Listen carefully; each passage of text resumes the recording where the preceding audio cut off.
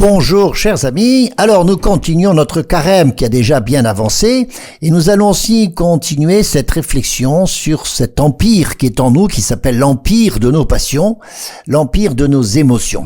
Tout ce monde émotionnel, vous voyez, j'en ai déjà bien largement parlé, mais revenons sur cette masse qui est en nous, qui traduit bien ce qu'est notre nature humaine. Vous savez, ça se retrouve dans le cerveau. Le cerveau, c'est une masse centrale qu'on appelle le cerveau limbique. C'est là que se passent toutes les émotions, tout ce psychisme qui est un peu travaillé de quantité de tension. Il y a une autre partie beaucoup plus faible qui est le cerveau rachidien, où là on est dans les instincts. Vous avez là la survie, tout ce qui se fait un peu instinctivement. Et puis autour, il y a une petite partie qui n'est pas très importante, mais qui s'appelle le cortex, le cerveau cortical. C'est là qu'on trouve le raisonnement, la raison, etc. Alors on a donc cette immense partie dans notre cerveau qui veut bien dire que l'essentiel de nos comportements se traduisent par des émotions. Alors elles sont plus ou moins fortes. Elles sont très positives, les émotions. Elles sont des sentiments quelquefois très agréables. Elles développent des sentiments agréables ou à l'inverse, ça peut être de ces émotions très négatives qui nous pèsent.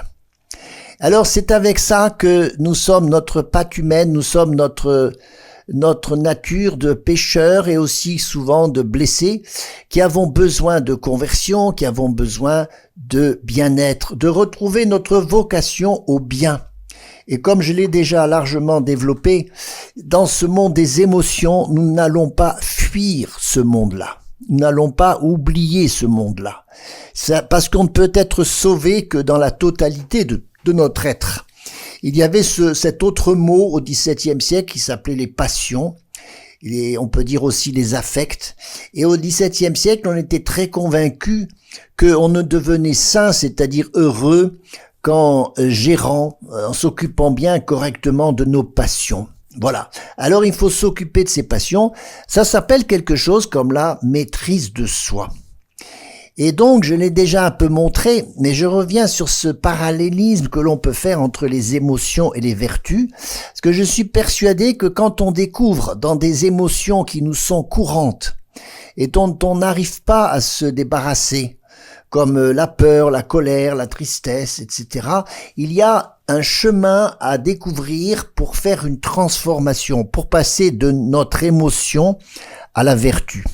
Par exemple, quand nous vivons très souvent des contrariétés, on voit bien que là, la vertu qui se profile, ça n'est justement dans un contraire, c'est la patience. Parce que la contrariété fait naître une réaction contre un événement, une personne, une chose qui ne me plaît pas. Et en fait, si je reste que dans cet instant présent, bien sûr que cette contrariété va même me pousser jusqu'à la colère. Alors que c'est la patience qui va demander la même force, mais la patience qui va me permettre de dépasser ce qui me contrarie. C'est passer par-dessus. On voit la même chose entre le chagrin, qui est une émotion qui me saisit, et puis la joie. Parce que bien sûr qu'il y a un lien entre le chagrin et la joie, on peut parfaitement aussi dépasser l'objet de notre chagrin pour découvrir un autre chemin qui s'appellera la joie. On a la même transformation entre la soumission, qui n'est pas quelque chose de sympathique. La vertu, c'est l'humilité, c'est savoir se mettre à sa place. Et puis on a aussi la peur qui est là et qui nous paralyse tellement qu'il va falloir de l'audace. Alors on pose des actes d'audace et c'est comme ça que l'on se rend vainqueur de sa peur. On a la même chose entre la vigilance et l'attention. La vigilance, c'est quelque chose qui est en moi, qui me rend attentif, alors que justement je vais pousser plus loin en étant dans l'attention.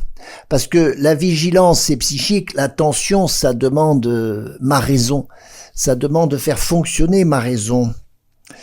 On a aussi autre chose entre la paresse. Voilà, la paresse qui peut être justement, ça devient un vice quand ça s'est trop installé dans notre vie. Comment lutte-t-on contre la paresse? Par la persévérance.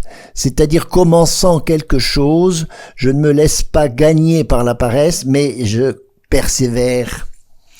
Voilà. Vous savez, cette émotion particulière qui s'appelle la honte, tout d'un coup.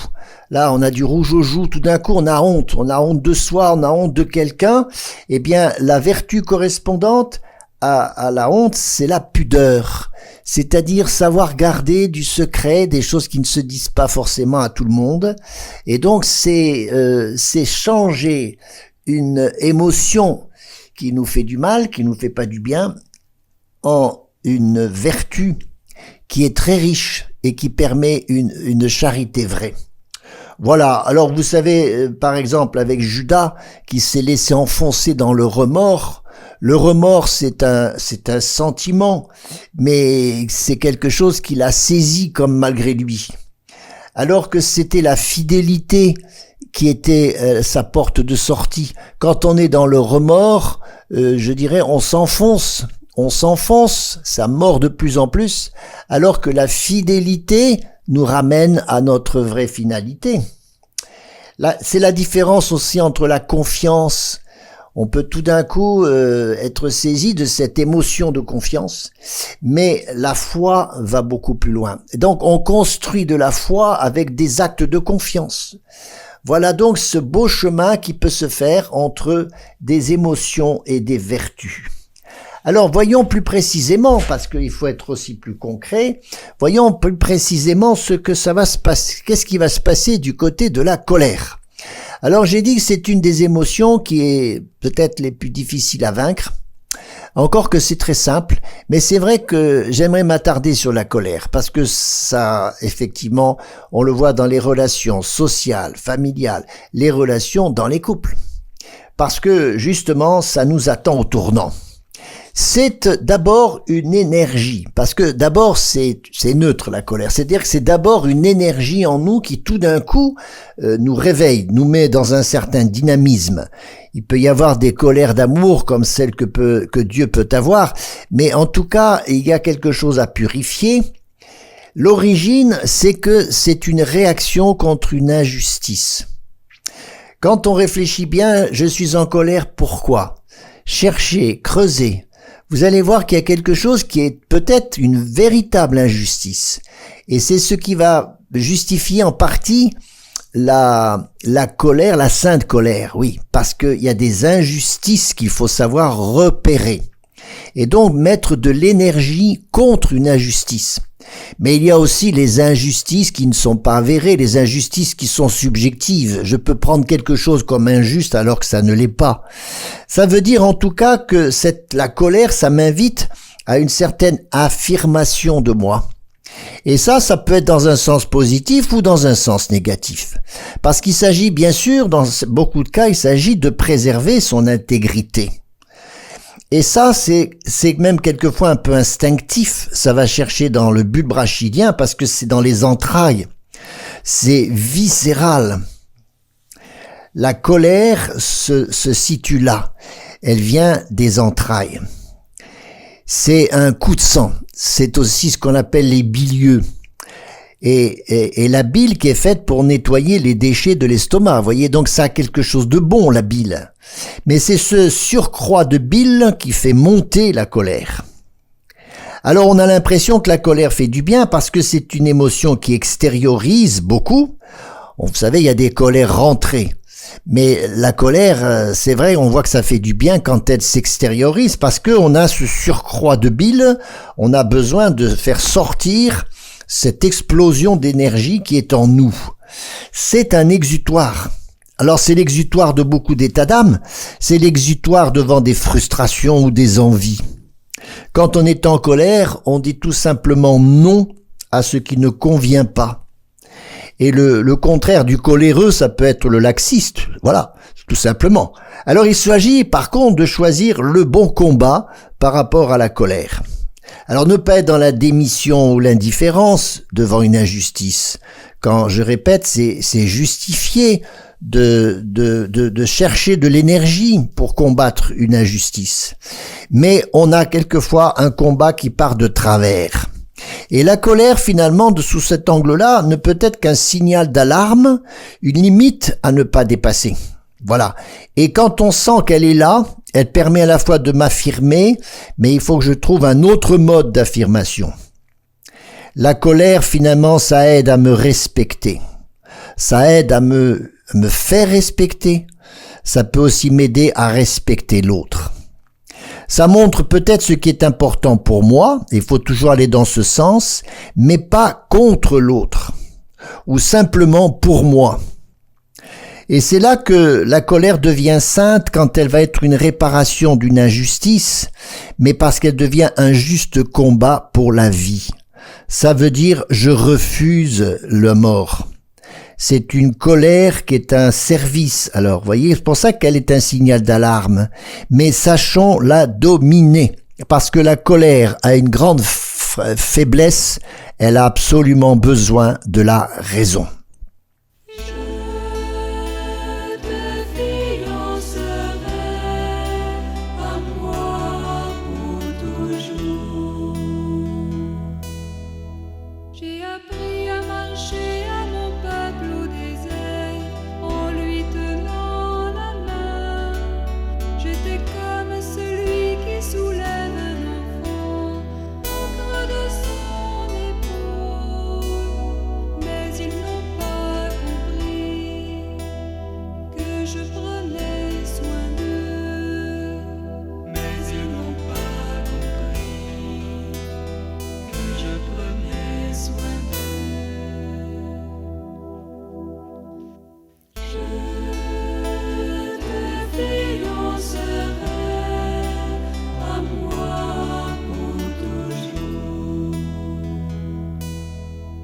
Je lui donnais du pain au rocher, il a bu.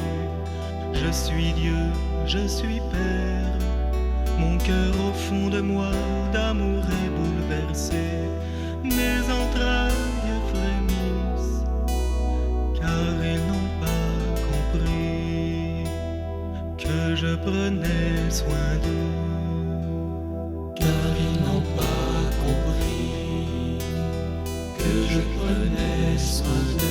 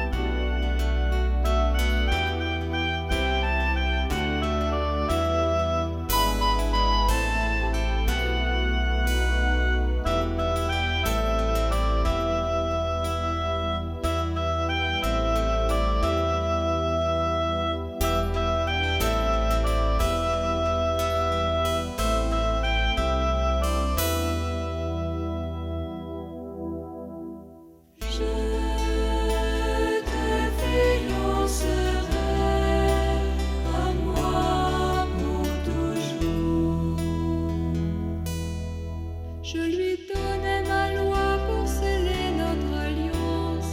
Loin de moi, ils s'enfuient. Je les ramènerai et je pardonnerai leur infidélité. Car ils n'ont pas compris que je prenais soin d'eux. Car ils n'ont pas compris que je prenais soin d'eux. Je te fiancerai à moi pour toujours.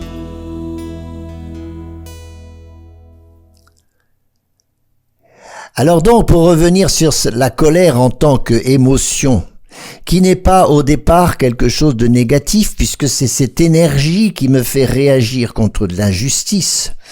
Et donc, dans ce sens, elle n'est pas morale ou immorale, mais c'est l'usage que je vais faire de cette émotion qui va faire que je reste moral ou que je deviens immoral.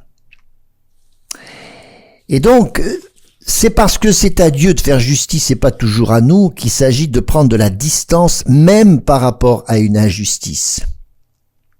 Parce que vous voyez bien que c'est pas contre l'injustice qu'on va se mettre à lutter, mais contre l'injuste. Et donc on va passer des actes aux personnes. Et voilà encore un bon moyen de bien repérer sa colère pour bien lutter contre elle. Saint François de Sales, c'est un docteur de l'Église, s'il vous plaît, mais il était particulièrement coléreux. Il en sait quelque chose. Et au contraire, il est connu maintenant pour sa douceur. Voyez bien un exemple frappant de ce que la colère d'un François de Sales est devenue la vertu de douceur.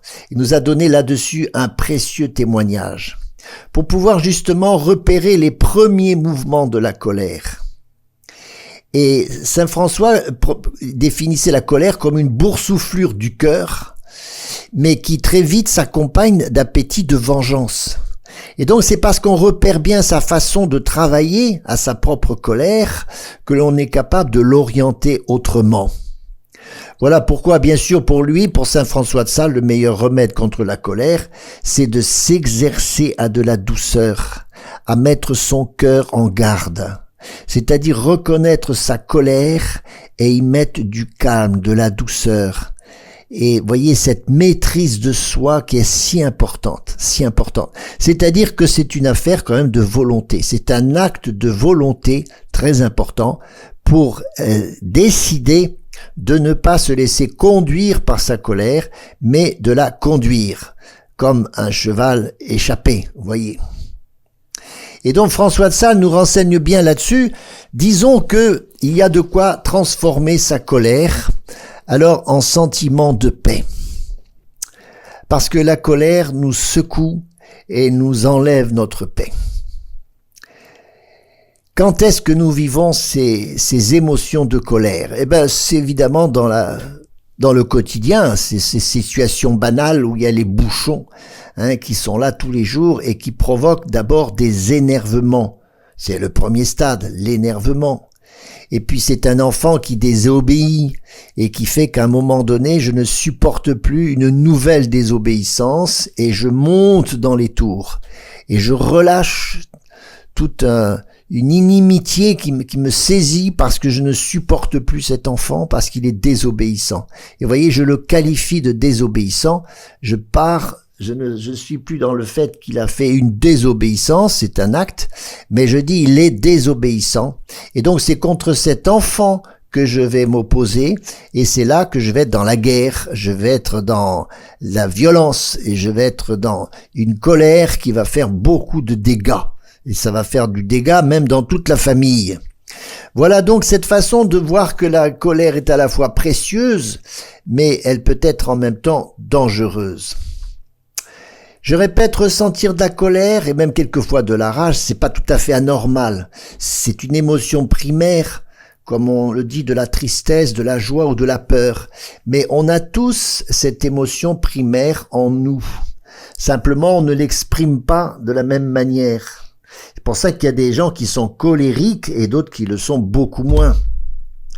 Cette colère, elle est à la fois précieuse et dangereuse. Elle est précieuse parce qu'elle est une source d'énergie face à des agressions, à des frustrations, à des injustices, à ce qui n'est pas admissible.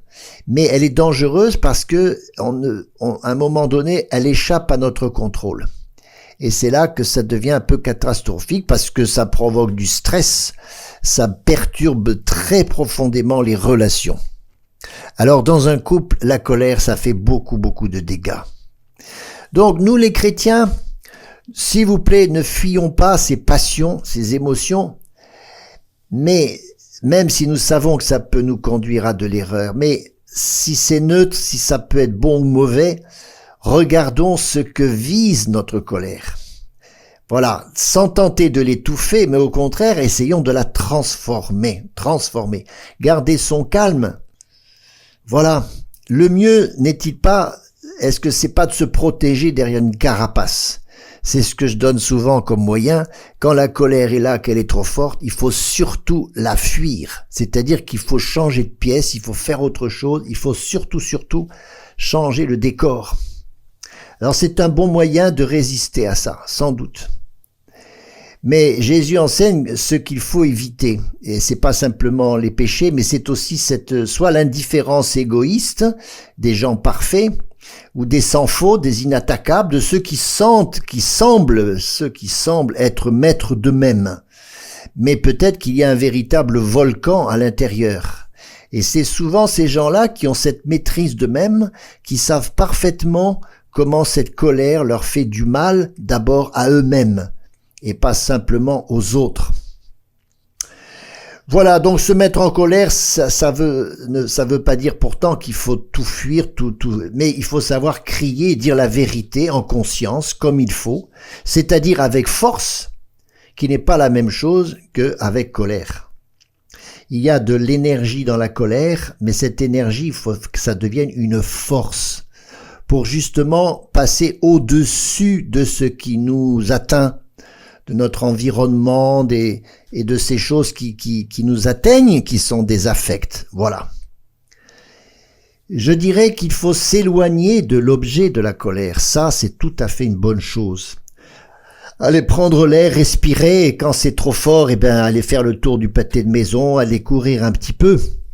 Mais ne pas fuir, c'est pas la même chose. S'éloigner pour un moment, ne pas fuir parce qu'il faudra revenir vers l'objet de sa colère. Si c'était un conflit, s'il y a quelque chose qui a démarré à partir de là, il faut revenir vers la personne et avec cette sagesse d'avoir attendu pour faire ça, comme on dit, à froid.